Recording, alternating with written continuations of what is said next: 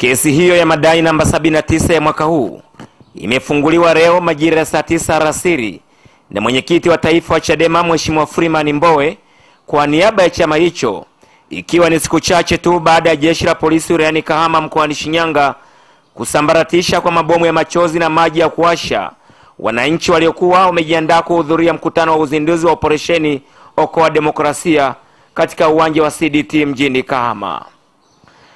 Viongozi wakuu wa chama hicho waliongozana na mwenyekiti wa taifa Chadema kwenda mahakamani kufungua kesi hiyo ni pamoja na makamu mwenyekiti wa chama hicho upande wa Zanzibar Said Isa Mohamed, katibu mkuu wa Chadema Dr. Vincent Mashinji, naibu katibu mkuu Zanzibar Salum Mwalimu, mwenyekiti wa Bavicha Patrobas Katambi, mwenyekiti wa Bawacha Mheshimiwa Halima Mdee na baadhi ya wabunge wa chama hicho. Mwenyekiti wa Chadema taifa Mheshimiwa Freeman Mbowe amesema kesi hiyo itasimamiwa na mawakili watatu ambao ni Gaspar Mwanaliera, John Maria na Paul Kipeja. Kwenye kesi hii anashtaki au anapeleka maombi ya kutaka hizo amri ni mwenyekiti wa Chadema taifa, na amewashtaki watu wengine wanne.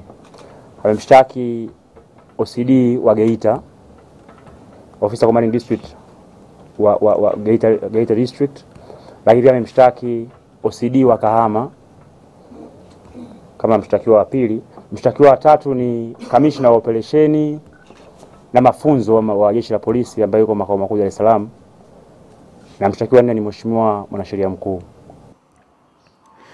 Mheshimiwa Mbowe pia ametumia fursa hiyo kumjibu naibu spika wa Bunge la Jamhuri ya Muungano wa Tanzania Mheshimiwa Dr. Ackson Tulia kuhusiana na suala la posho za wabunge, hasa wa kambi ya upinzani wanaosaini mahudhurio na kisha kutoka nje ya ukumbi wa bunge. Kauli za naibu spika hazitutoi katika msimamo wetu.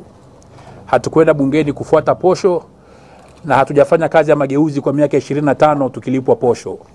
Ukumbi huu kuna wanasiasa chungu nzima wamekuja kufanya kazi hii kwa kujitolea kwa miaka yote na hawalipwi posho. Kwa hiyo ni dhana potofu kwamba wanafikiri sisi posho itatuyumbisha katika misimamo yetu. Nikiripoti kutoka jijini Mwanza, mimi ni Mabere Makubi wa ITV.